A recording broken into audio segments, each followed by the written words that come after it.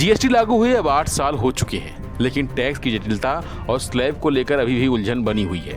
15 अगस्त को लाल किले की प्राचीर से प्रधानमंत्री नरेंद्र मोदी ने अपने भाषण में जीएसटी में कटौती का ऐलान किया था।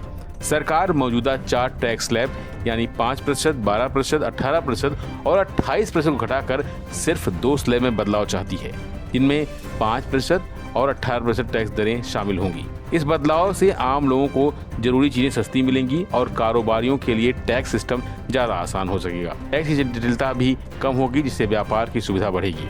जीएसटी काउंसिल की 56वीं मीटिंग 3 से 4 सितंबर तक दिल्ली में होगी। मीटिंग की अध्यक्षता वित्त मंत्री निर्मला सीतारमण करेंगी। जीएसटी से जुड़े मामलों की में आखिरी फैसला जीएसटी काउंसिल ही लेती है। काउंसिल में मेंबर के तौर पर सभी राज्यों के केंद्र शासित प्रदेशों के वित्त मंत्री शामिल होते हैं। जीएसटी काउंसिल की मीटिंग में जीएसटी के स्लैब को कम करने को लेकर फैसला आ सकता है। वहीं सूत्रों की माने तो सभी खाद्य और वस्त्र उत्पादों को समान रूप से 5% जीएसटी स्लैब में लाने की तैयारी चल रही है। खबर है कि सरकार खाने पीने के सामान से लेकर टेक्सटाइल प्रोडक्ट्स पर जीएसटी को 5% वाले स्लैब में लेकर आ सकती है। भारत सरकार जीएसटी सुधार योजना यानी जीएसटी 2.0 के तहत यह प्रस्ताव काफी महत्वपूर्ण माना जा रहा है। इस कदम का उद्देश्य टैक्स संरचना को सरल बनाना, वर्गीकरण विवादों को समाप्त करना और आम जनता के लिए जरूरी सुविधाओं को लागू करना है। यह प्रस्ताव 3-4 सितंबर 2025 को होने वाली अगली जीएसटी काउंसिल बैठक में विचाराधीन हो सकती हैं। वहीं जीएसटी काउंसिल यही प्रस्ताव रख रही है कि व्यक्तिगत जीवन और स्वास्थ्य बीमा पर जीएसटी 0% टैक्स लगा हो। इससे बीमा की पहुंच बढ़ेगी और लोगों को काफी रियायत मिलेगी, जिससे व्यापक स्वास्थ्य कवरेज को बढ़ावा मिलेगा।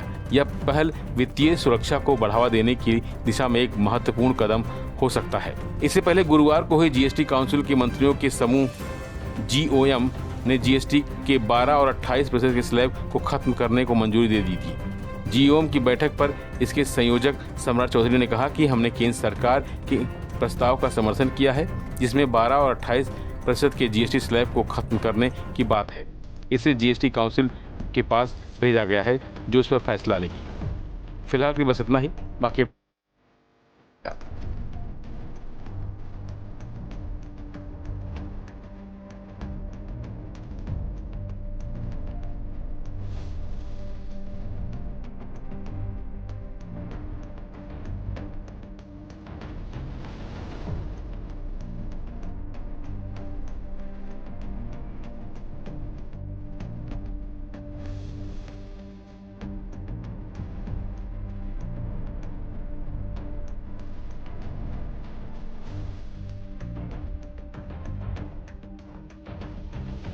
चैनल को लाइक, शेयर और सब्सक्राइब करना ना भूलें और कमेंट करके हमें बताएं आप किस विषय में न्यूज़ देखना चाहते हैं। धन्यवाद।